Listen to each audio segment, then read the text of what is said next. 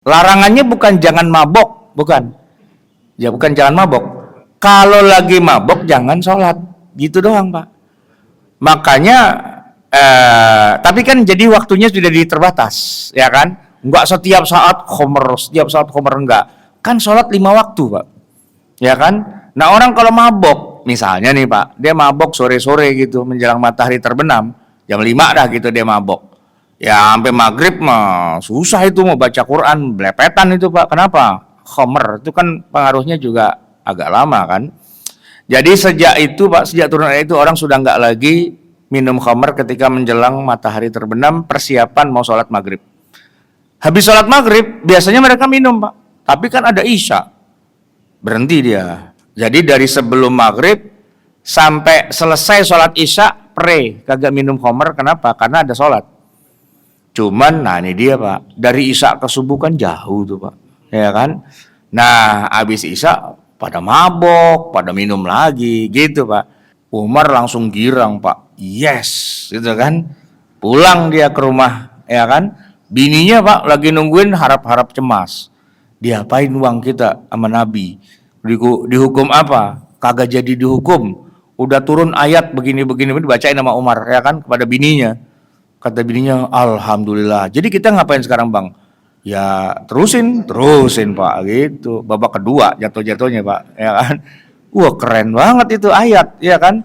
Itu hidup, ya ayat itu turun bersama dengan kehidupan Nabi dan kehidupan para sahabat, ya. Maka kalau para sahabat tuh apal, Umar apal banget Mar, ente ayat itu, lah gua itu urusannya. Iya kan? Emang kasusnya Umar gitu. Paginya Zainab dipanggil, Nap, panggil lo sama Nabi gitu. Ada apa? Tahu, datang lo sono tuh, cariin lo gitu. Zainab tuh merasa saya salah apa ya sama Nabi, kan dipanggil gitu kan. Datang ya, Assalamualaikum ya Rasul, Waalaikumsalam. Nap sini dah. Kenapa? Pulang, ambil baju, semua kumpulin, ikut saya pulang ke rumah saya, kata Nabi. Ada apa ya Rasul? Kamu sudah jadi istri saya. Hah? Yang benar. Tadi malam Allah menikahkan kita berdua. Ini kalau secara hukum kita nih Pak kagak bisa begitu ya. Emang Bapak bisa pagi-pagi ketemu janda di pasar, ikut? Ya kagak bisa. Bismillahirrahmanirrahim. Assalamualaikum warahmatullahi wabarakatuh. Alhamdulillahi rabbil alamin. Wassalatu wassalamu ala asyrafil anbiya'i wal mursalin Sayyidina wa habibina wa syafi'ina wa qurrati a'yunina wa maulana Muhammad. Allahumma salli wa sallim wa barik alaih, amma ba'du. Hadirin jamaah salat subuh yang dirahmati Allah, para soimin, para soimat, para mu'takifin dan para mu'takifat. Hari ini kita sudah masuk ke bagian pertama dari 3 pembagian bulan Ramadan. Karena kalau kita puasa mulai hari Kamis ketemu Kamis itu sudah 8, lalu tambah Jumat dan Sabtu, hari ini Sabtu berarti sudah 10 hari. Masih tersisa 20 hari lagi, semoga kita masih kuat untuk bisa menjalankan berbagai macam ibadah yang menjadi kesempatan emas kita di bulan Ramadan tahun ini. Semoga puasa kita, tarawih kita, dan amal-amal kita yang lain diterima oleh Allah Subhanahu wa Ta'ala dan dilipat gandakan pahalanya, mendapatkan ampunan juga dari Allah. Semoga kita pada akhirnya menjadi orang-orang yang lulus dengan predikat summa cum laude dari pesantren Ramadan kita ini. Jamaah sekalian, tema hari ini tadi saya tanya bebas aja ya. Jadi ya kita akan bicara sedikit tentang peristiwa besar di dalam bulan Ramadan di masa Nabi, yaitu ketika pertama kali Nabi Muhammad Sallallahu Alaihi Wasallam diangkat menjadi Rasul atau menjadi Nabi. Peristiwanya kita kenang setiap tahun Pak di bulan Ramadan, yaitu tepatnya setiap malam tanggal 17 Ramadan yang kita menyebutnya dengan istilah baku nuzulul Quran. Sebenarnya istilah nuzulul Quran ini kurang tepat. Yang lebih tepatnya bukan nuzulul Quran, tapi awwalu nuzulil Quran. Pertama kali turunnya Al-Quran. Karena kalau kita bilang nuzulul Quran, seolah-olah kesannya cuman di malam itu saja Al-Quran turun. Padahal enggak begitu kasusnya Pak. Jadi Al-Quran itu kan jumlah ayatnya banyak. Juznya saja sampai 30. Suratnya 114. Ayatnya 6.236. Jadi tidak mungkin turun sekaligus, Pak. Ya, lagian Al-Quran itu turunnya tidak dalam bentuk tertulis mushaf gitu. Enggak, Pak. Dia enggak turun dalam bentuk teks atau tulisan, tapi turun dalam bentuk suara, kata-kata, kalimat. Firman itu maksudnya adalah perkataan. Jadi kalaupun dibaca, misalnya malaikat Jibril turun kepada Nabi Muhammad dan membacakan seluruh ayat Quran, itu butuh waktu berhari-hari, berminggu-minggu untuk bisa dibaca. Kita saja Pak baca Quran kalau mau khatam yang serius sebulan itu Pak, ya kan? Nah, sementara yang terjadi pada malam 17 Ramadan di Goa Hiro itu cuma 5 ayat yang turun. Ya, sisanya 6.200-an ayat yang lain turunnya nanti perlahan-lahan, sedikit-sedikit, membutuhkan rentang waktu yang puluhan tahun, 23 tahun kemudian baru selesai turun semuanya. Nah, oleh karena itu kalau kita bicara tentang 17 Ramadan sebagai malam turunnya Al-Quran, yang perlu kita pahami nomor satu adalah turun pertamanya doang Pak. Cuma 5 ayat saja dari surat Al-Alaq yang posisinya kalau di dalam urut-urutan surat, 114 surat, adanya malah di urutan-urutan terakhir, udah juz amma itu ya. Kalau dari 114 udah 96 itu turunnya. Itu pun Jibril tidak menurunkan semua. Cuma 5 ayat saja berhenti, dan kalaupun pada periode berikutnya Jibril datang lagi bawa ayat, ternyata bukan sambungannya Pak, tapi loncat pindah ke surat yang lain, surat Al-Muzammil, surat Al-Muddathir, dan kemudian loncat lagi ke surat Al-Fatihah, kemudian nanti turun lagi, loncat lagi, dan acak-acakan. Nah, oleh karena itu kalau kita bicara nuzulul Quran, sebenarnya ada hal yang menarik untuk bisa kita bahas. Pertama, Quran tidak turun sekaligus ya. Turunnya selama 23 tahun. Yang kedua, turunnya acak-acakan, nggak sesuai dengan yang ada di mushaf Nabi. Yang ketiga, turunnya dalam bentuk suara. Kalau ibaratnya komputer Pak, filenya itu bukan file Word, bukan file PDF, tapi filenya berupa MP3, suara gitu ya. Tidak dalam bentuk tulisan, tapi dalam bentuk suara. Kalau kita coba compare, kita bandingkan dengan kitab-kitab suci yang lain yang juga Allah turunkan sebelumnya. Sebutlah misalnya kitab suci Taurat yang diturunkan kepada Nabi Musa alaihissalam. Nabi Musa itu Pak, beliau itu menerima Taurat, bedanya dengan Quran ya, turunnya sekaligus gubrak gitu Pak. Sementara kalau Quran turunnya 23 tahun. Yang kedua, Allah memberikan Taurat itu dalam bentuk teks, tulisan, bukan suara.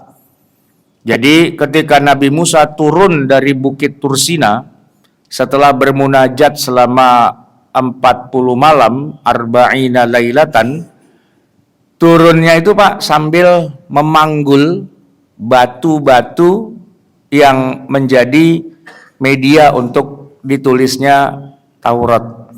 Dipanggul Pak batunya. Ya tentu terbatas lah ya. Sebab kalau kita bandingkan dengan Quran, seandainya Pak, seandainya mushaf kita itu ditulis di atas batu, kan mushaf kita jumlah halamannya banyak Pak. Ada yang tahu nggak Pak, berapa jumlah halaman mushaf rata-rata? Kalau yang cetakan umumnya sekarang itu kan cetakan ngambil dari Majma' Al-Quran yang ada di Madinah ya, percetakan Madinah, itu 604 halaman bolak-balik. Jadi kalau lembarannya itu ya 604 dibagi 2, berarti 300 lah, 300 lembar. Tapi kan kertas itu tipis Pak. Bapak bayangkan kalau Quran ditulisnya di atas batu, seluruhnya itu butuh berapa banyak? Ya butuh 300 batu Pak. Kalau batu tebalnya 1 senti aja, ya kan? Kalau lebih tipis lagi bisa pecah itu, mungkin 1 senti lah gitu ya. Berarti kan 300 senti, ya kan? 300 senti, bawanya gimana itu? Nggak mungkin. Maka Taurat itu pastinya jumlahnya itu lebih sedikit daripada ayat-ayat Al-Quranul Karim. Yang jelas dia turun sekaligus, turunnya dalam bentuk teks ya.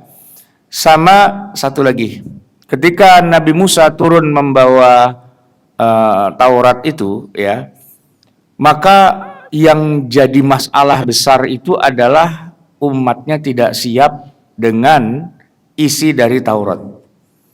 Walaupun awalnya mereka minta kepada Nabi Musa, ayo dong turunin itu perintah-perintah Allah, syariat dan sebagainya, tapi begitu ayatnya turun, Tauratnya turun beneran, hampir-hampir mereka tidak mampu menjalankannya. Kenapa? Karena jeglek Pak. Jeglek itu maksudnya dari yang tadinya tidak ada perintah, tiba-tiba perintahnya jadi banyak banget dan susah banget, dan mereka nggak siap untuk menjalankan ketentuan-ketentuan yang ada di dalam Taurat. Makanya orang-orang Yahudi di masa itu Pak, kebanyakannya ya pada melawan, dalam arti tidak menjalankan isi Taurat. Mereka gonta-ganti aja ayatnya, ditambah-tambahin, dikurang-kurangin, mana yang kira-kira cocok buat kita dipakai, mana yang enggak dibuang, dan begitulah terjadinya. Berbeda 180 derajat dengan Al-Quran. Hikmahnya adalah Quran itu turun sedikit demi sedikit. Pertama ya secara teknis ya lebih punya kesan yang mendalam, sehingga menghafalnya itu jadi gampang karena sedikit-sedikit. Pak, di mana-mana pesantren tahfizul Quran itu, biar satu orang santri bisa menghafal 30 juz, berapa tahun bisanya Pak? Kira-kira pesantren tahfizul Quran biar bisa melahirkan santri yang hafal 30 juz butuh berapa lama? 3 tahun atau 4 tahun, 5 tahun ya. Nah, di zaman Nabi dan para sahabat bisa hafal Quran tuh lama loh ngapalinnya, 23 tahun. Tapi dengan 23 tahun itu Pak, hafalannya nggak hilang-hilang. Beda sama santri-santri kita sekarang, hafal sih juz sekian, besoknya lupa, ya kan? Karena pas lagi ujian aja dia ngapalin dulu, dia murajaah dulu, tapi setelah itu hilang kalau dia nggak murajaah lagi, ya. Sementara kalau Nabi atau para sahabat sekali masuk itu ayat, karena isi pesannya itu betul-betul dirasakan, jadi mereka tuh menikmati banget ayat itu, betul-betul mendalami, betul-betul memahami. Ada kesan yang sangat kuat, bukan cuma lewat begitu aja, itu membekas ke dalam hati, terpatri. Bahkan Nabi saja dilarang baca Quran cepat-cepat. Kenapa? Karena biar masuk ke dalam alam bawah sadar, masuk ke dalam lubuk hati yang terdalam, dan tersimpan di sana dengan sangat kuat, tidak bisa hilang. Ingatannya, memorinya itu dibikin kayak gitu. Tapi memang kemampuan manusia nggak bisa Pak. Ngapalin cepat, lupanya cepat. Itu nomor 1. Nah, yang nomor 2 adalah karena diturunkan secara perlahan-lahan agar ada proses. Proses apa? proses persiapan mentalitas. Jadi orang yang tadinya tukang mabok, hidupnya dari khamr. Jadi orang Quraisy itu Pak, mereka itu kan bukan petani tapi pedagang. Mereka hidupnya dari jualan. Dan komoditas yang paling besar keuntungannya adalah jualan khamr. Bahkan mereka sendiri adalah pengusaha dalam arti produsen yang kerjaannya bikin khamr. Jadi orang Arab itu Pak, secara keseluruhan di masa itu, dia mendingan kagak makan, kagak minum daripada kagak minum khamr. Khamr itu Arab, Arab itu khamr. Tidak ada khamr tanpa orang Arab dan tidak ada orang Arab tanpa khamr. Itu udah jadi falsafah bangsa. Perang minum khamr, damai minum khamr, sedih minum khamr. Pokoknya apapun aktivitasnya, ya kalau cara kita, apapun makanannya, minumannya tetap teh botol gitu kan ya. Nah kalau dia, apapun kejadiannya tetap minum khamr. Jadi khamr itu bagian dari kearaban. Bukanlah disebut Arab kalau nggak ada khamrnya. Jadi kalau khamr dihapuskan, maka punahlah bangsa Arab. Gitu Pak. Itu sudah beratus-ratus tahun lamanya kehidupan mereka dari khamr itu. Nah, Quran mau mengharamkan khamr Pak, nggak bisa. Cuman tiba-tiba turun ayat, nggak boleh minum khamr ya, dosa masuk neraka. Pada ngelawan Pak, pada ngelawan, nggak bisa, nggak bisa. Itu butuh proses panjang. Dan untuk bicara khamr, Al-Quran menurunkan 4 ayat yang berbeda di 4 waktu yang berbeda. Turun pertama di periode Mekah di 13 tahun pertama, turun ayat tentang khamr tapi nggak bilang haram. Nggak bilang haram. Baru mungkin ada katakanlah pembatasan, bukan dilarang ya, dibatasi. Ketika Nabi sudah hijrah ke Madinah, dibatasi, turun ayat, dibatasi lagi, turun ayat, baru yang terakhir ditetapkan haram. Gitu Pak. Ada 4 ayat di 4 waktu yang berbeda. Sekedar untuk bisa mengharamkan khamr. Kenapa? Balik lagi. Arab itu khamr, khamr itu Arab. Kalau tiba-tiba gak boleh, haram, gitu Pak. Nggak ada yang mau ngerjain itu Pak. Nah, ayat yang pertama turun itu di Mekah. Yang tadi saya bilang, belum mengharamkan khamr. Hanya baru menyebut tentang khamr, bahkan memuji, bahkan mengatakan bahwa bisnis khamr itu adalah bisnis yang sangat menguntungkan. Dan ayatnya masih ada. Secara teksnya Bapak bisa buka di dalam surat An-Nahl ayat 67 ketika Allah Subhanahu wa taala berfirman, A'udzubillahi minasyaitonirrajim. Wa min thamaratin nakhili wal a'nabi tattakhidhuna minhu sakaran wa rizqan hasana. Dan dari buah pohon kurma, buah pohon anggur, kamu bisa mengolahnya, tattakhidhunahu sakaran. Kamu bisa mengolahnya jadi minuman yang memabukkan sehingga harganya bisa berpuluh kali lipat dari modalnya. Harga jualnya itu berpuluh kali lipat dari modalnya. Modalnya beli anggur, modalnya beli korma dari petani. Tapi nggak langsung dijual anggur juga, dijual korma juga. Itu untung tapi ya paling 2 kali lipat, 3 kali lipat. Kalau mau untung puluhan kali lipat, kurma dan anggur itu diproses dulu.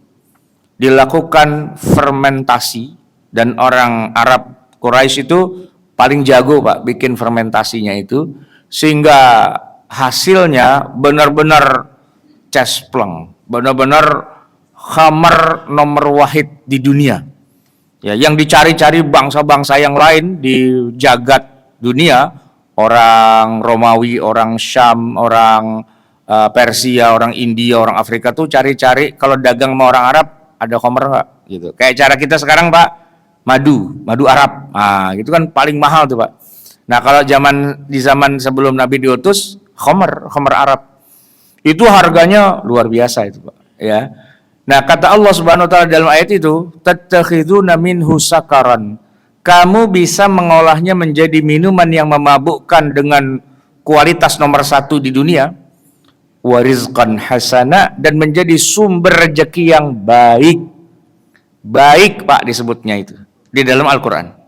Ya, cuma ya terus terang saja Pak, ayat itu walaupun kita baca, walaupun ada di mushaf, sepakat ulama mengatakan sudah tidak berlaku, sudah dihapus hukumnya, istilahnya sudah dinasakh, statusnya sudah mansukh dengan turunnya ayat yang lain yang kemudian nanti mengharamkan. Cuman uniknya Pak, walaupun sudah dihapus hukumnya ya, teks ayatnya masih ada dan masih kita baca dan masih bagian dari Al-Quran, dan kalau kita baca dapat pahala, tapi kalau kita amalkan masuk neraka. Masuk neraka Pak, bikin homer dijual lagi gitu, masuk neraka kita. Tapi ayatnya ada, ya kan? Makanya kalau kita udah tahu masalah ini Pak, hati-hati kita ngomong Pak. Jangan bilang semua ayat Quran harus diamalkan. Lah, masuk neraka Pak kalau ngamalin ayat yang itu Pak. Kagak boleh itu. Ayatnya sudah berstatus mansukh, tidak boleh diamalkan, karena ketika Nabi sudah hijrah ke Madinah, turun ayat yang kedua. Bunyinya, a'udzubillahi minasyaitonirrajim, yas'alunaka 'anil khamri wal maisir, qul fihima itsmun kabirun wa manafi'u lin-nas wa itsmuhuma akbaru min naf'ihima. Mereka para sahabat bertanya kepadamu wahai Muhammad tentang khamar dan judi. Katakan, qul fihima, di dalam khamar, di dalam judi itu ada itsmun kabirun, ada dosa yang sangat besar. Tapi walaupun Allah bilang ada dosa besar, tapi dua-duanya itu mengandung manfaat juga yang jumlahnya banyak. Wa manafi'u linnas, banyak sekali manfaat dari khamr, buat obat, ya, obat Pak. Terus buat mengusir rasa dingin. Orang Arab kan dia mengalami 4 musim Pak. Kalau udah musim dingin kagak mempan Pak, temulawak gitu kagak mempan, ya. Apalagi kayak kita di sini bajigur gitu misalnya, atau apa namanya ya ini Pak, bir peletok gitu ya, kagak ngaruh Pak, kagak bisa ngusir, harus khamr, karena begitu diminum kuat itu badannya.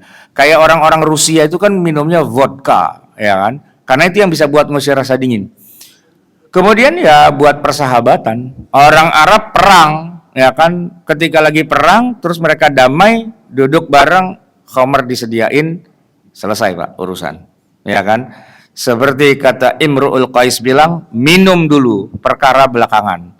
Tadinya udah mau perang Pak, tapi kata lawannya gini, sebelum perang gimana kalau kita minum dulu, gua punya khamr nomor 1. Boleh juga tuh. Oke, perang besok aja, sekarang kita minum dulu Pak, gitu. Dan nggak jadi perang akhirnya. Jadi alat perdamaian di masa itu Pak, khamr. Ya daripada perang, mendingan minum khamr dan jadi bai'an. Jadi persahabatan. Jadi khamr itu adalah lambang persahabatan. Kalau ingin tidak ada perang di dunia, maka minumlah khamr. Gitu Pak. Jadi kalau Al-Quran bilang wa manafi'u linnas, memang benar, banyak sekali manfaatnya. Selain buat tadi mengangkat ekonominya orang-orang Quraisy. Orang Quraisy itu Pak nggak punya sawah, nggak punya ladang, nggak punya hasil bumi. Secara logika mereka itu miskin harusnya. Tapi kalau di bangsa Arab secara keseluruhan, suku paling kaya raya tuh Quraisy. Kenapa? Khamr dia yang punya, gitu. Dia itu produsen khamr nomor wahid, gitu Pak.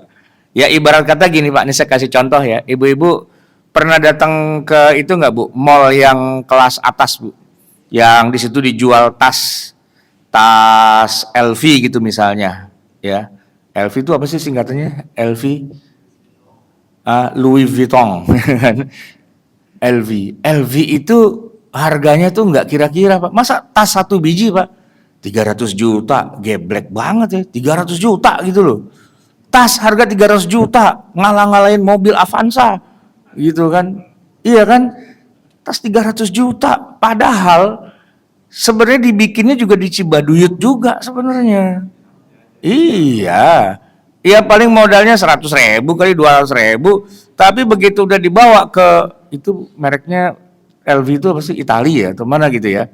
Wow, naik kelas Pak. Nah orang Quraisy itu gitu Pak, ya kan? Dia nggak punya kebun korma, kagak punya. Kebun anggur nggak punya. Kalau korma kan dia belinya di Madinah. Kalau anggur kan belinya di Taif. Dia beli, dia bikin. Begitu udah jadi khomer harganya berpuluh-puluh kali lipat. Pak itu otaknya orang Quraisy tuh duit mulu Pak. Duit mulu tuh. Ya kan? Emang pintar cari duit orang Quraisy kan. Nah Nabi tuh orang Quraisy gitu. Jadi kalau misalnya tiba-tiba ada Quran ujuk-ujuk bilang khomer haram ya, bodoh amat. Kan pasti gitu. Ya kan? Nah, jadi Al-Quran ketika untuk yang kedua saja ditanya, Nabi ditanya, apa hukumnya khomer? Kata Nabi, ini dari Allah ya, itu dosa besar, tapi manfaatnya banyak. Jadi ya diatur aja, diatur aja. Dia jadi dosa besar kalau mabok, makanya lu jangan mabok, gitu. Lu jual aja tapi lu jangan mabok, gitu kan? Biar nggak jadi masalah. Yang penting dapat untung, gitu Pak. Nah pengedar-pengedar narkoba itu Pak sekarang gitu, dia kagak pakai, dia bukan pemakai, dia pengedar aja, gitu. Ya kan yang pakai biarin pada hancur, tapi kitanya dapat duit banyak. Logikanya itu logika pengedar narkoba Pak. Ayatnya bilang begitu Pak, sehingga para sahabat tetap minum walaupun nggak sampai mabok, gitu. Kadang-kadang aja kalau lagi keenakan jadi mabok, ya kan? Itu Pak yang dilakukan oleh bos-bos itu Pak, yang kalau lagi minum perjamuan malam dan sebagainya, lagi diskusi bisnis apa segala macam di wine shop. Wine shop tahu Pak ya? Botolnya segini Pak. Harganya 15 juta. Satu botol, gila banget gitu. Padahal kan kalau kita beli sirup marjan berapa duit Bu? Sirup marjan satu botol. Paling juga berapa Bu?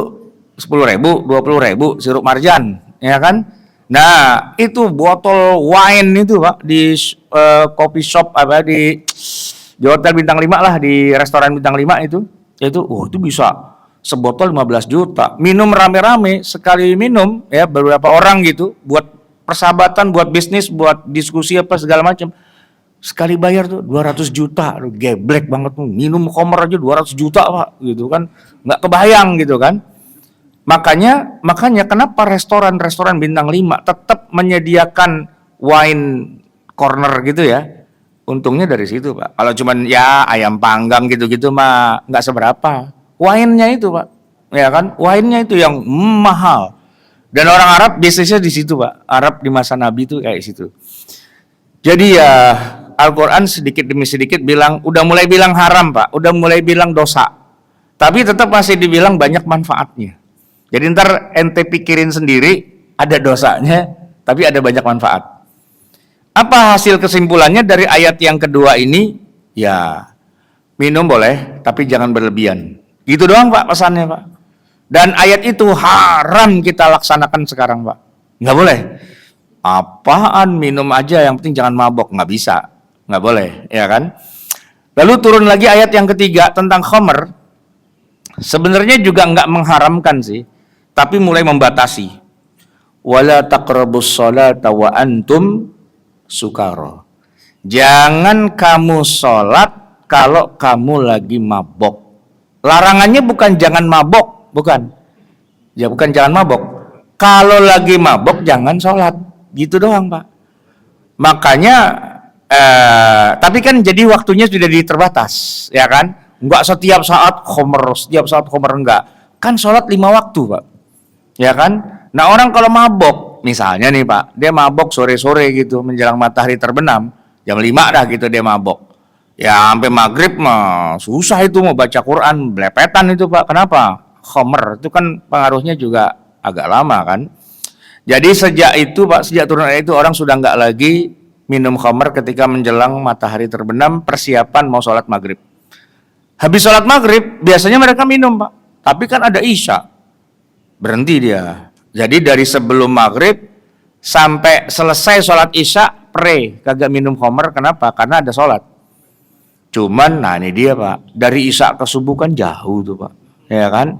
Nah habis isya pada mabok, pada minum lagi, gitu Pak. Tapi paling enggak udah mulai berkurang itu, ya kan?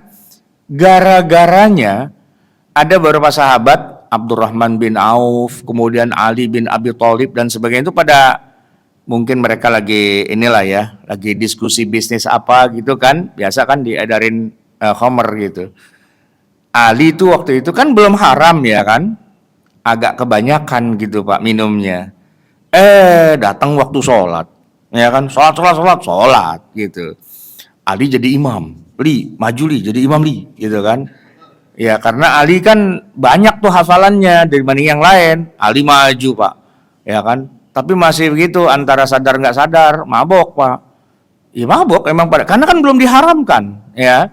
Dia baca tuh surat Al-Kafirun, Qul ya ayyuhal kafirun, a'budu ma ta'budun. Aku menyembah Tuhan yang kamu sembah, dan kamu juga menyembah Tuhan yang aku sembah. Kebolak-balik tuh Pak, ya kan? Kacau itu urusannya kan. Sebagian riwayat ada yang mengatakan nggak salah, cuman muternya 2 kali kagak ketemu ayat terakhirnya. Ada yang bilang begitu Pak. Jadi qul ya ayyuhal kafirun la a'budu ma ta'budun wa la antum a'biduna ma a'bud wa la ana a'bidu ma abatum wa la antum a'biduna ma a'bud wa la ana a'bidu ma abatum wa la antum a'biduna ma a'bud. Yang belakang teriak lakum dinukum lagi. Oh iya, lakum dinukum waliyadin. Mabok Pak, gitu kan. Nah gara-gara itu turun tuh ayat wala taqrabus sholata wa antum sukara. Jangan kamu sholat kalau kamu lagi mabok. Nah jadi Pak, waktu mabok diatur ya, ba'da isya gitu, atau ba'da subuh gitu. Kalau udah ba'da zuhur nggak boleh mabok, ba'da asar nggak boleh mabok, ba'da maghrib nggak boleh mabok, ntar aja tungguin isya gitu, baru pada mabok lagi gitu kan, gitu Pak. Cuman di situ ya, para sahabat itu dihina, dicaci maki, dijelek-jelekin, digoblok-goblokin sama orang Yahudi. Kan mereka di Madinah tuh Pak. Orang Yahudi Pak, sudah sejak awal diharamkan khamr. Enggak boleh gitu Pak. Lah kata orang Yahudi, lu ngaku-ngaku nabi terakhir, pada minum khamr, pada mabok aja ngaku nabi. Digituin Pak. Kan tersinggung, ya kan? Cuman para sahabat nanya, ya Rasul, kok kita nggak diharamin sih? Ya tahu, jangan tanya saya, Allah dulu ngeharamin kok gitu kan? Enggak, kata teman kita orang Yahudi, yang namanya agama samawi itu haram, khamr itu. Nah, kita kan agama terakhir, Anda kan nabi, masa sih Allah nggak haramin gitu? Ya tahu deh, ntar kita lihat aja gitu Pak. Maka Umar bin Khattab tuh, ya Allah, doanya gini, turunkan pada kami penjelasan yang tegas ya Allah tentang hukumnya khamr. Jangan kayak malu-malu gitu mau mengharamin gitu, ya kan? Jadi bayanan syafiyah, penjelasan yang final gitu, yang benar-benar bilang haram gitulah, ya kan? Itu Pak, sudah di Madinah, mereka hijrah Pak, dari Mekah ke Madinah itu kan hijrah, muhajirin, ya, tapi masih pada minum. Perang Badar, Ahlul Badar tuh Pak, kan kita ada sholawat Badar ya, keberkahannya para ahli Badar, ya, bi ahlil badri ya Allah, kan ada tuh sholawat Badar kan, sholatullah sholamullah ala toha rasulillah, sholatullah sholamullah ala yasin habibillah, tawassalna bi bismillah wabil hadi rasulillah wabi mujahidillah bi ahlil badri ya Allah, kan gitu ya. Ahlul Badar itu Pak orang-orang mulia semua, udah kelasnya udah tinggi banget. Tapi asal kita tahu aja Pak, di zaman perang Badar itu mereka masih mabok Pak, masih mabok karena belum diharamin. Nah apa boleh kita mabok Pak? Nggak boleh kan? Nggak boleh. Soalnya kita lahirnya bukan pas perang Badar. Coba Bapak lahir pas perang Badar, enak tuh Pak, masih bisa mabok itu, ya kan? Perang Badar, iya, banyak yang syahid juga kan? Iya, syuhadanya mabok itu Pak. Kacau ya, syuhada mabok gitu. Tapi kan belum diharamin, mau bilang apa? Ya emang udah begitu prosesnya. Setahun kemudian ada perang Uhud Pak. Bulan Ramadan, ya, persiapan. Finalnya tanggal 7 Syawal. Itu final perang Uhudnya. Gedebuk, ya kan? Setelah itu Pak, selesai perang Uhud, Jibril datang. Baca tuh ayat Al-Maidah 90 Pak. Innamal khamru wal maisiru wal ansabu wal azlamu rijsum min amali syaitani fajtanibuh. Sesungguhnya khamar, judi, mengundi nasib dengan anak panah, berhala dan sebagainya itu rijsun, najis, min amali syaitan, perbuatan setan, fajtanibuhu, jauhilah. Di ayat 91-nya, innama yuridu syaitanu ayyuqi'a bainakumul adawata wal baghdha'a fil khamri wal maisir wa yasuddakum an dzikrillahi wa anis shalah fahal antum muntahun. Mau sampai kapan lo kagak berhenti-berhenti juga? Itu keluar tuh, ya kan? Dan Umar langsung angkat araknya itu Pak ke atas tinggi-tinggi. Intahaina, kami berhenti ya Allah. Tuang. Dan seluruh umat Islam di Madinah saat itu keluar rumah bawa guci-guci arak mereka tuh Pak, buang-buangin ke jalanan. Banjir Pak, becek dengan khamr. Karena sudah turun ayat yang secara tegas mengharamkan khamr setelah 13 tahun di Mekah plus 3 tahun di Madinah. Jadi tahun keberapa itu Pak? Khamr diharamkan tahun keberapa? Tahun ke-16 dari 23 tahun. Jadi bukan pas turun di Gua Hira Jibril langsung bilang, pokoknya nggak boleh mabok, nggak boleh judi, nggak boleh zina, nggak boleh ini, nggak gitu Pak, nggak gitu. Itu Musa yang kayak gitu, makanya umatnya pada mabok aja tetap gitu kan, pada bodoh amat. Tapi ini prosesnya 16 tahun. Proses sampai diharamkan total 16 tahun.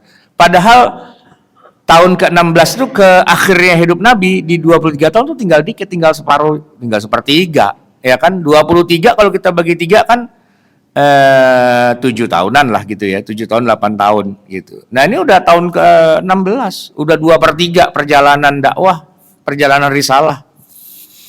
Nah itu Pak, yang membedakan Quran dengan Taurat. Jadi proses tasyri'nya itu berlangsung berangsur-angsur pelan-pelan, dan begitu ayat finalnya turun, banjir Pak, Madinah dengan khamr, dan nggak ada lagi orang yang minum khamr. Total.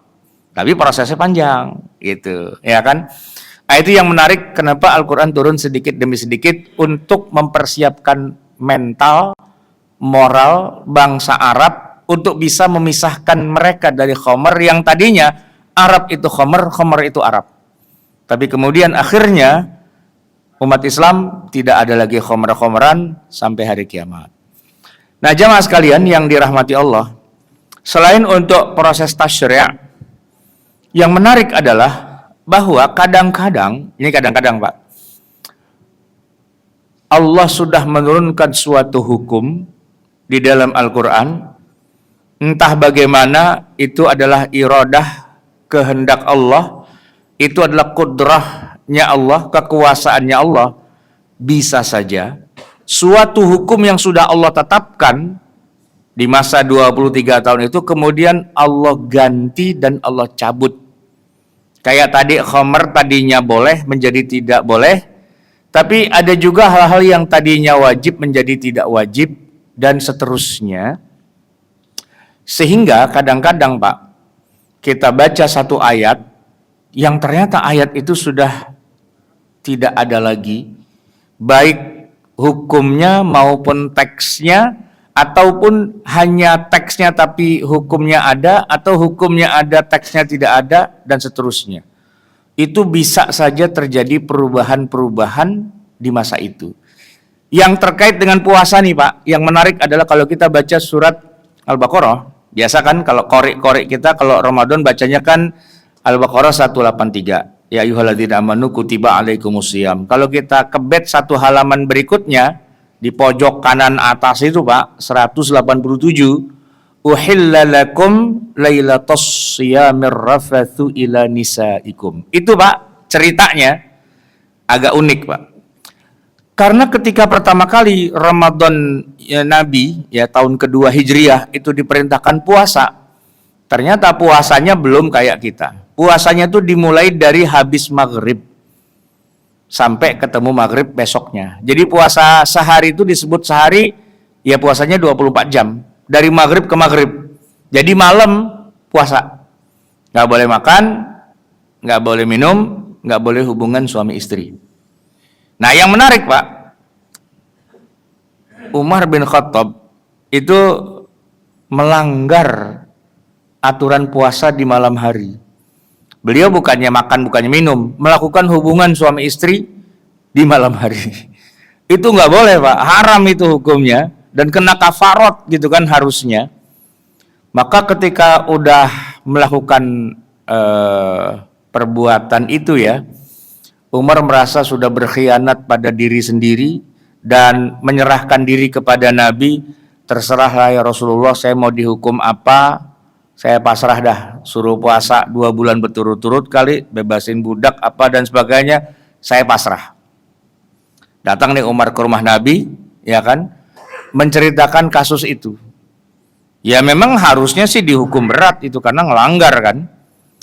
Ternyata tiba-tiba saja Jibril turun dan langsung seperti menjawab pertanyaannya Umar. Apa? Kata Allah, uhilla lakum, dihalalkan bagi kamu lailatus siyami, malam-malam bulan puasa, arrafasu ila nisaikum, berhubungan dengan istrimu. Bahkan dikatakan alimallah, Allah sudah tahu, annakum kuntum takhtanuna anfusakum, kamu itu baru saja berkhianat pada dirimu sendiri, tapi fataba alaikum, Allah sudah menerima taubat kamu, wa'afa ankum, dan Allah sudah memaafkan kesalahan kamu itu. Bahkan bukan hanya sampai di situ Pak, Allah teruskan dengan perintah, fal'ana bashiruhunna, sekarang lakukan hubungan suami istri. Dari yang tadinya haram dan dosa dan ada kafaro dan sebagainya, tiba-tiba saja Allah bilang enggak apa-apa, diampuni, diberi taubatnya dan Allah sudah maafkan, sekarang lakukan. Umar langsung girang Pak, yes, gitu kan. Pulang dia ke rumah, ya kan. Bininya Pak lagi nungguin, harap-harap cemas. Diapain uang kita sama Nabi? Dihukum apa? Kagak jadi dihukum. Udah turun ayat begini-begini, dibacain sama Umar, ya kan, kepada bininya. Kata bininya, alhamdulillah. Jadi kita ngapain sekarang Bang? Ya terusin Pak, gitu. Babak kedua jatuh-jatuhnya Pak, ya kan. Wah keren banget itu ayat, ya kan. Itu hidup, ya ayat itu turun bersama dengan kehidupan Nabi dan kehidupan para sahabat, ya. Maka kalau para sahabat tuh apal, Umar apal banget, Mar, ente ayat itu, lah gua itu urusannya. Iya kan, emang kasusnya Umar gitu. Ada lagi Pak ayat Quran turun terkait rumah tangga Nabi SAW, ya kan? Jadi gini Pak, Nabi itu kan punya anak angkat namanya Zaid, ya. Terus Zaid kawin sama Zainab. Cuman angkat anak itu kalau di bangsa Arab memang diakui ya sebagai nasab gitu, tapi kalau dalam Islam kan itu nggak boleh. Jadi demi untuk bisa menegaskan bahwa antara Zaid dengan Nabi Muhammad tuh nggak ada hubungan apa-apa, bukan anak, bukan bapak, tapi emang orang lain, Allah punya skenario-nya unik Pak. Gimana caranya biar Nabi bisa kawin sama jandanya si Zaid. Emang Zaid nih Pak sama Zainab beda kelas Pak. Zainab tuh anak orang kaya, ya kan?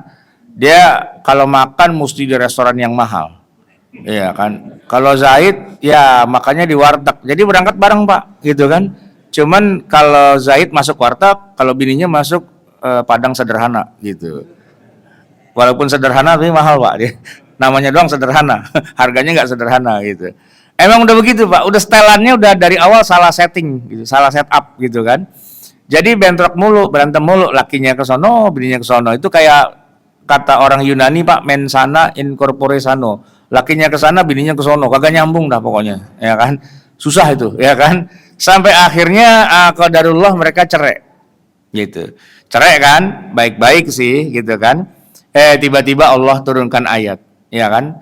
Yang menikahkan Nabi Muhammad dengan mantan mantunya sendiri. Zainab tuh kan jatuhnya mantu Pak kalau kayak gitu kan. Tapi Allah nikahkan, Allah menikahkan Nabi Muhammad dengan mantan mantunya sendiri. Dan itu masuk di ayat Quran. Malam-malam turun ayat, ya. Falamma qada Zaidum minha watara zawwajnakaha.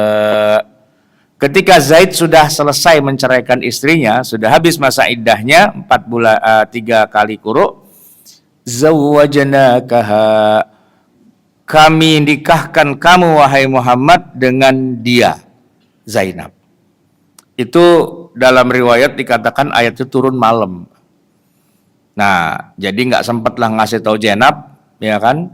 Paginya Zainab dipanggil, Nab, panggil lo sama Nabi, gitu. Ini Zainabnya orang Betawi. Ada apa? Tahu, lu datang lo sono tuh, cariin lo, gitu. Zainab tuh merasa, saya salah apa ya sama Nabi? Kan dipanggil gitu kan. Datang ya, Assalamualaikum ya Rasul, Waalaikumsalam. Nab, sini dah. Kenapa? Pulang, ambil baju, semua kumpulin, ikut saya pulang ke rumah saya, kata Nabi. Ada apa ya Rasul? Kamu sudah jadi istri saya. Hah? Yang benar. Tadi malam Allah menikahkan kita berdua. Astagfirullah, gitu kan. Emang ayatnya gimana? Bacain sama Nabi. Gitu kan. Ya karena itu ayat Quran, Zainab ngintil Pak, pulang ke rumah Nabi, ya kan. Udah jadi bini Pak. Ini kalau secara hukum kita nih Pak, kagak bisa begitu ya. Emang Bapak bisa pagi-pagi ketemu janda di pasar, ikut? Ya kagak bisa. Main ikut-ikut aja. Karena Allah yang menikahkan. Jadi kalau kita lihat di situ Pak, Zainab tuh nggak ada walinya, ya kan? Kalau ditanya Nabi nikah sama Zainab di KUA mana? Kagak ada KUA mana? Nggak ada KUA-nya, kagak ada saksinya, kagak. Tapi Allah yang menikahkan. Ya udah, Zainab pulang ke rumah Nabi. Jadi istrinya Nabi Pak. Begitu aja udah, ya kan? Makanya kalau Zainab ditanya ayat apa yang paling berkesan, ya itulah ayat itu. Tiba-tiba saya jadi bininya Nabi, ya kan? Apal luar kepala, karena kaitannya dengan dirinya, ya kan? Banyak para sahabat tuh yang masuk ceritanya di situ, masuk ceritanya dalam ayat Quran, karena mereka emang yang diceritain tuh mereka, ya kayak Abu Bakar misalnya, kan pernah tuh di goa sama Nabi berdua, ya kan? Yang Abu Bakar netes air matanya, ya kan? Kata Nabi, jangan kamu bersedih, Allah beserta kita, ya kan?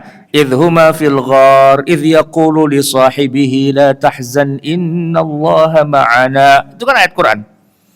Walaupun kita dapat klarifikasi dari Abu Bakar, sebenarnya sih saya bukan sedih, saya nggak takut kok, saya yakin Allah beserta kita. Lalu kenapa tuh air mata jatuh? Kaki saya dicatek ular gitu Pak. Kalah jengking gitu kan, saking sakitnya saya nahanin nggak kuat, sampai keluar air mata, jatuh ke pipinya Nabi. Nabi mikir, nah apa ini ya sahabat nangis, la tahzan, jangan takut. Abu Bakar diam aja udah gitu kan.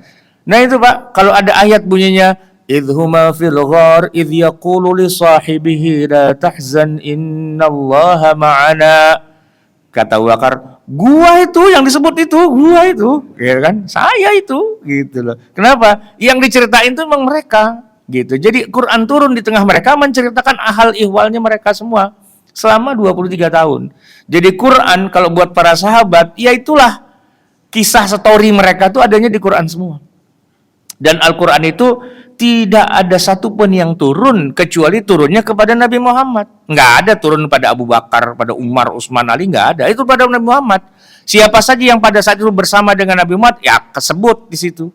Ya kan, kesebut. Walaupun namanya nggak ditulis. Satu-satunya nama sahabat yang muncul di Al-Quran itu cuma Zaid doang. Ada satu lagi Pak, tapi kafir, Abu Lahab. Ya kan, tabat yada abi lahabi wa tab gitu. Jadi di akhirat kata Abu Lahab, lu nama lu kagak ada di Quran, nama gue dong ada, katanya gitu. Tapi kafir kan lu? Iya kafir. Fir'aun juga banyak waktu namanya di Quran gitu. Jadi nggak mentang-mentang nama muncul di Quran terus dia masuk surga, nggak juga. Ya, Fir'aun berapa kali disebut? Ada 30 kali nama Fir'aun gitu. Jadi Bapak kalau mau punya anak nama ada di Quran, Fir'aun tuh salah satunya tuh. Loh, Fir'aun belum tentu kafir Pak. Fir'aun tuh kan gelar raja Mesir, ya kan? Kalau yang Fir'aunnya Musa itu yang kafir. Farao kan, kalau dalam bahasa Inggrisnya tuh Farao, kalau bahasa Arabnya tuh Firaun. Tapi jumlahnya banyak, ada ribuan Firaun itu. Nah yang kafir, yang tengik itu yang Firaunnya Musa itu. Kalau kata sebagian sejarawan itu namanya Ramses kedua gitu. Ya kan? Cuman karena namanya di Quran disebut si Firaun yang kafir, nah kita kalau bilang Firaun, ya dia maksudnya gitu Pak, ya kan? Jadi boleh nggak kasih nama anak Firaun? Udah kesannya kalau Firaun yang itu, padahal kan Firaun itu gelar raja itu sebenarnya, dan Al-Quran nggak nyebutin siapa itu, pokoknya Firaun aja gitu kan. Ya udah, jadi jamaah sekalian yang dirahmati Allah, intinya kita lagi bicara tentang Al-Quran turun di masa Nabi dan itu bercerita tentang kehidupan mereka. Nabi sedih turun ayat, Nabi girang turun ayat, Nabi perang sama siapa turun ayat, ya kan? Nabi lagi digebukin, diusir dan sebagainya turun ayat. Semua itu adalah catatan-catatan perjalanan dakwah Nabi. Makanya kata Aisyah radhiyallahu anha, kana khuluquhul Quran. Perilakunya Nabi itu ya Quran. Nah, makanya Pak, kita kalau pengen paham Al-Quran, tanya sama Nabi. Karena semua itulah kisah perjalanan Nabi. Walaupun kadang-kadang Quran nggak nyebut gitu ya, siapa orangnya nggak nyebut. Misalnya Nabi pernah cembetut gara-gara ada orang tua buta minta diajarin agama, tapi Nabi lagi sibuk sama pembesar-besar Quraisy kan. Tiba-tiba aja Jibril bilang, abasa wa tawalla an ja'ahul a'ma wa ma yudrika la'allahu yazakka aw yadhakkaru fatafa'ahu dzikra. Gitu Pak. Jadi Pak, belajar Quran, memahami ayatnya itu Pak, sebenarnya kita tuh belajar sirah nabawiyah. Karena tidak ada ayat Quran kecuali turun pada Nabi, dan begitu Nabi wafat di usia 63, Quran berhenti. Jibril nganggur Pak. Ya Jibril sih punya kerjaan banyak, tapi khusus yang bawa ayat Quran udah selesai, ya kan? Orang pada bingung, Jibril mana nggak pernah turun-turun lagi ya? Udah selesai lagi, Nabi lu udah meninggal, gitu kan? Udah selesai, ya kan? Jadi udah nggak ada ayat Quran lagi yang turun, ya. Nah, satu Pak yang paling unik di antara cerita tentang turunnya Al-Quran di masa Nabi adalah kadang-kadang satu ayat yang sama oleh Jibril diturunkan 2 kali, 3 kali, 4 kali, berkali-kali. Contohnya surat Al-Fatihah. Kalau ditanya, Al-Fatihah itu turunnya di mana? Ada 2 pendapat para ulama. Sebagian mengatakan turun di Mekah, tapi sebagian lagi mengatakan turun di Madinah, dan dua-duanya benar. Kenapa? Karena memang di Mekah turun, dan di Madinah turun lagi. Bahkan di Mekah turunnya nggak cuma sekali Pak, 2 kali. Kata Nabi, lah bukannya udah nih, ya nggak apa-apa turunin lagi aja gitu. 2 kali gitu. Di Madinah turun lagi, lah ini yang dulu nih gitu. Iya, sama nih surat Al-Fatihah juga sama gitu. Nah kenapa kok pakai 2 kali 3 kali biar ingat? Gini Pak, ternyata ketika turun yang pertama dengan yang kedua dengan yang ketiga yang keempat ada variasi sedikit dalam bacaannya. Turun pertama Jibril bacanya begini, Ar-Rahmanir Rahim Maliki Yaumiddin Maliki Yaumiddin. Itu yang pertama. Begitu turun lagi yang kedua, Jibril bacanya Ar-Rahmanir Rahim Maliki Yaumiddin, 2 kali dengan variasi bacaan yang berbeda. Yang pertama Maliki, itu isim fa'il dari kata malaka yamliku. Isim fa'ilnya adalah orang yang memiliki, Allah yang memiliki, Yaumiddin hari akhir, ya kan? Tapi kalau dibaca oleh Jibril Maliki Yaumiddin, artinya bukan yang memiliki, raja, Malik, ya kan? Jadi ada 2 tuh Pak. Cuman kalau kita di Indonesia, kita taunya cuman yang satu doang Pak, ya, Maliki Yaumiddin. Kalau ada murid kita baca Quran, baca Fatihah, Ar-Rahmanir Rahim Maliki Yaumiddin, tok salah lagi, Maliki panjangin gitu. Padahal ternyata yang benar yang mana Pak? Dua-duanya. Cuman yang satu riwayatnya turun dari pertama duluan, yang kedua belakangan. Ada yang ketiganya Pak, Jibril turun yang ketiga dengan membaca Ar-Rahmanir Rahim Maliki Yaumiddin. Kalau ada imam Pak baca begitu di Indonesia, yang belakang teriak Subhanallah, besok jangan dipakai lagi nih imam, salah bacaannya gitu Pak. Padahal itu di bawah sama Jibril. Kenapa kok bisa beda? Ya itu rahasia Allah ya. Sehingga Al-Quran itu kalau dibilang semua hurufnya sama, enggak, ya, bacaannya bisa beda. Bahkan ayat yang sering kita dengar, wasari'u ila maghfiratim mir rabbikum, ya, itu Pak Jibril pernah menurunkan ayat yang itu juga, cuman bacanya nggak pakai wawu. Sari'u ila maghfiratim mir rabbikum. Nah, ada ayat yang lain bunyinya in ja'akum fasiqum binaba'in fatabayyanu. Jibril pernah juga menurunkan ayat yang sama dengan bacaan in ja'akum fasiqum binaba'in fatathabbatu. Yang pertama fatabayyanu, yang kedua fatathabbatu. Artinya beda. Tapi kenapa kok kita pakai itu semuanya? Karena resmi, mutawatir dari Nabi, dari Jibril, dari Allah. Turunnya 2 kali. Ya kan? Turunnya 3 kali, 4 kali dan seterusnya. Itu yang membuat Umar sempat kecele, Pak. Umar, Pak. Suatu hari dia melewati satu kaum, di situ ada orang lagi pada sholat jamaah dan Umar mendengar imamnya bacaannya berantakan. Dalam arti nggak seperti yang seharusnya surat Al-Furqan. Imamnya bernama Hisham bin Hakim. Dalam hati Umar, ini orang mesti kita penggal palanya nih. Ini orang zindik, mau ngerusak Al-Quran, munafik nih orang, ya kan? Itu selesai dia ngimamin, diseret sama Umar si Hisham bin Hakim di hadapan Nabi. Rasulullah saksikan orang ini saya penggal kepalanya karena dia adalah orang yang merusak Al-Quran, membaca Quran dengan bacaan yang nggak sesuai, memalsukan ayat Quran. Nabi kenal Pak sama si Hisham itu. Kata Nabi, tar dulu. Dia salahnya apa Umar? Dia memalsukan Quran. Oke, kalau gitu saya mau dengar apa yang menurut ente dia memalsukan. Lepasin. Hisham tuh kenal sama Nabi. Nabi juga kenal sama Hisham. Coba Sam, baca. Baca kan? Baca, kata Umar, tuh kan? Tuh lihat ya Rasul. Dia malsuin tuh ayat Quran. Tuh dengar sendiri. Apa kata Nabi? Ya Umar, hakadha unzilat. Seperti yang dia baca itulah yang diturunkan Jibril kepada saya dan saya ajarkan kepada dia. Kaget Umar. Wah, dia yang benar, berarti saya yang salah dong. Wa anta iqra ya Umar, kata Nabi. Umar baca. Beda Pak, beda gitu. Tapi kata Nabi apa? Wa hakadha unzilat. Dan seperti yang kamu baca itu juga yang diturunkan oleh Jibril.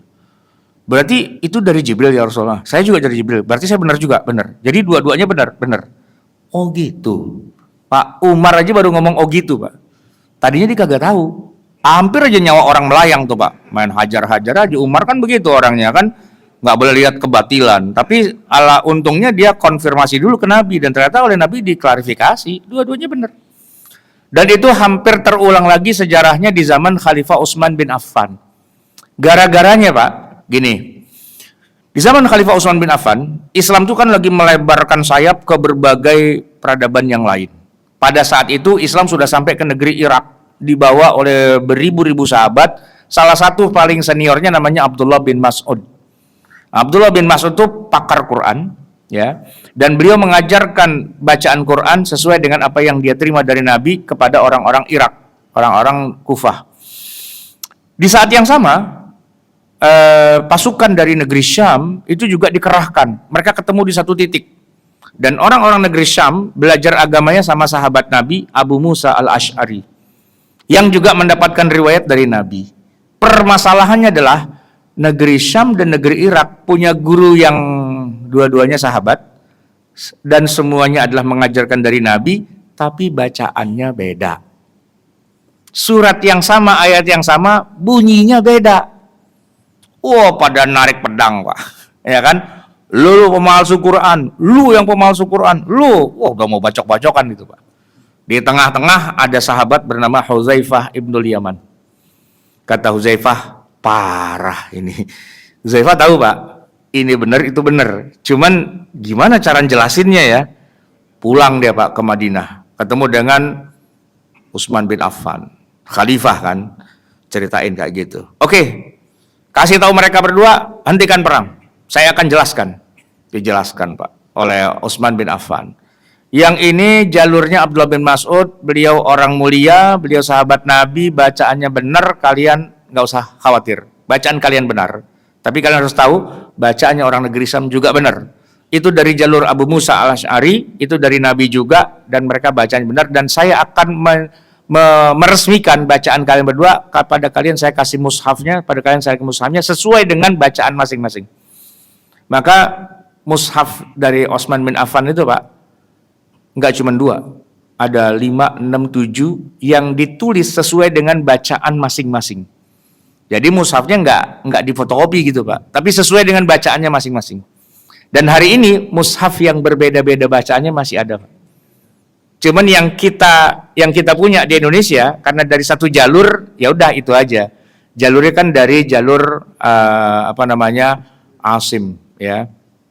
Dari jalur yang memang paling mayoritas. Cuman saudara-saudara kita di Afrika Utara kan mereka dapatnya dari jalur yang lain, dari Kumbul, dari Kolun, dari mana dan sebagainya. Mushafnya beda Pak, mushafnya beda.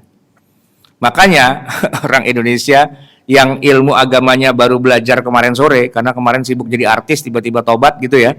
Begitu melihat mushaf beda, langsung lapor, wah ada mushaf palsu gitu kan. Mushaf palsu nih katanya, ada orang mengalsukan Quran gitu. Begitu saya bawa kemarin mushafnya, buka set, diterbitkan oleh pemerintah Tunis dengan bacaan Kolun. Ini riwayat Kolun gitu. Kolun apaan? Makanya lu ngaji, belajar lu ilmu qiraat gitu. Kolun apaan sih Kolun? Kita taunya Bukhari Muslim. Lu belajar hadis doang sih, belajar ilmu Quran. Banyak itu ilmunya. Gitu kan? Jadi ternyata kita tuh Pak baru tahu ada qiraat yang berbeda gara-garanya Muammar tahu Pak? Qori Internasional Indonesia, Muammar ZA. Tiba-tiba di rekaman itu tuh, rekaman kasetnya dia, bacanya gini Pak, wadduha gitu. Wadduha wal laili idza saja ma wadda'aka rabbuka wa ma qala, gitu kan? Wah, yang kagak tahu orang Betawi kayaknya dia nih. Bacanya pakai logat Betawi gitu. Enggak Pak, itu ada riwayatnya, ada gurunya Pak. Ya, gurunya Muammar itu saya kenal karena guru saya juga gitu kan. Cuman beda nasib saya sama Muammar. Muammar terkenal, saya kagak terkenal gitu ya.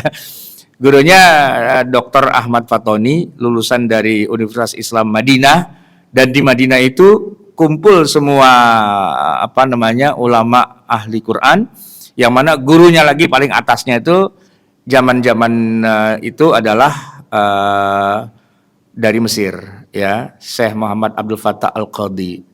Itu yang ngajarin ilmu qiraah sab'ah, qiraah asyrah ya kan. Dan kalau kita belajar puyeng Pak. Saya tuh waktu kuliah tuh Pak, ujiannya tuh susah Pak, suruh baca dengan berbagai macam qiraat yang berbeda. Itu Al-Fatihah tuh Pak, kalau cuma Maliki sama Maliki masih enak. Belakang-belakang tuh Pak susah. Ada bacaan yang bunyi gini. Siratal ladzina an'amta 'alaihim ghairil maghdubi 'alaihim waladdallin.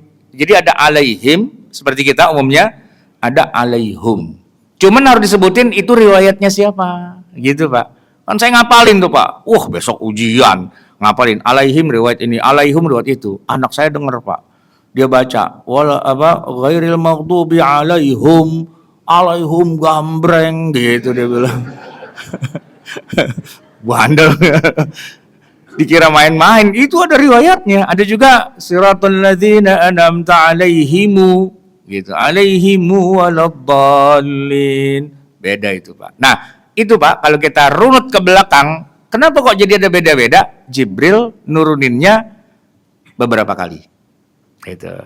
Kadang-kadang beda-beda bacaan, tapi kadang-kadang sama persis, turun di sini, turun di situ, turun di mana, bacaannya sama. Nah, sehingga bagaimana cerita turunnya Al-Quran itu jadi seru Pak, dan harus ada dokumentasinya, dan harus dipelajari bagaimana teknik Allah menurunkan Al-Quran pada Nabi Muhammad selama 23 tahun. Yang susah itu Pak adalah bagian akhir. Ketika Nabi SAW itu udah mau wafat, di Ramadan terakhirnya Jibril turun dan melakukan rekonstruksi ulang besar-besaran dari seluruh ayat Quran yang pernah turun. Untuk mengurutkan bagaimana agar Quran ini turun, ya yang sudah turun selama 23 tahun, biar sama urut-urutannya dengan Quran yang ada di Lauhil Mahfuz, yang aslinya. Nah, selama sebulan itu, Jibril memerintahkan Nabi untuk membaca dari awal sampai akhir yang benar. Pertama Al-Fatihah dulu. Setelah itu Al-Baqarah. Ya, ayat-ayatnya disusun semua, baca dari Alif Lam Mim sampai ayat terakhir 286 ayat. Selesai, masuk surat yang ketiga. Apa itu? Ali Imran. Dari ayat 1 sampai ayat berapa itu? 200 gitu ya. Selesai itu terusin lagi, habis Ali Imran, An-Nisa. Setelah itu terusin lagi Al-Maidah. Setelah itu terusin lagi Al-An'am, Al-A'raf, Al-Anfal, At-Taubah, Yunus, Hud, Yusuf, Ar-Ra'd, Ibrahim, Al-Hijr, 16, An-Nahl, 17, Al-Isra, 18, Al-Kahfi, 19, Maryam, 20, Toha, 21, Al-Anbiya, 22, Al-Hajj, 23, Al-Mu'minun, 24, An-Nur, 25, Al-Furqan. Terus aja Pak, sampai imsak nih ntar ya. Jadi disuruh baca tuh semua terus gitu kan. Dan nanti kalau baca Quran harus gitu. Urutannya kayak gitu. Jangan ngacak. Kalau dulu awalnya ngacak. Ayat rakaat pertama baca Iqra bismi rabbikal ladzi khalaq gitu kan. Begitu rakaat kedua ya ayyuhal muddatsir. Nah, nyungsang gitu Pak. Jangan begitu kata Jibril. Bacanya dari awal sampai akhir gitu. Kalau rakaat pertama Anda baca qul a'udzu birabbil falaq, rakaat kedua qul a'udzu birabbin nas gitu. Kalau rakaat pertama sabbihisma rabbikal a'la, rakaat kedua hal ataka hadisul ghasiyah gitu. Kalau rakaat pertama surat Al-Jumu'ah, rakaat berikutnya surat Al-Munafikun gitu ya. Diurutin kayak gitu yang benar gitu kan, tapi cuman di kepala. Enggak ditulis. Sampai Nabi wafat belum ada yang tertulisnya. Yang tertulisnya ada, tapi acak-acakan. Karena kan turun ayat ditulis, tapi enggak dibundel jadi satu karena daftar isinya belum benar.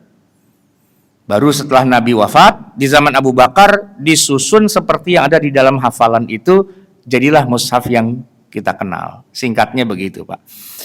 Jadi jamaah sekalian yang dirahmati Allah, itulah proses persalinan dan kelahiran dari Al-Quranul Karim kita sepanjang 23 tahun. Dan buat kita sekarang, selain kita diperintahkan untuk membacanya, dan setiap hurufnya diganjar dengan 10 kebaikan, alangkah lebih baiknya kalau kita juga tahu asbabun nuzulnya, bagaimana sebab-sebab turunnya, tahu konteksnya, ya, tahu juga sedang mau apa di balik dari ayat itu, dan tahu juga hukum-hukum yang terkandung di dalamnya dalam konteks itu. Nah, disitulah penting sekali kita belajar ilmu Al-Quran yang disebut ilmu tafsir, mempelajari apa dan bagaimana setiap ayat-ayat Al-Quran itu, sehingga Quran bukan hanya sekedar dibaca atau dihafal, tapi Quran itu bisa meresap ke dalam hati kita. Wah, udah jam 6 lewat nih Pak nih, udah waktunya kita tutuplah ya sampai di sini. Mungkin ada pertanyaan Pak? Atau tutup aja lah ya, udah jam segini.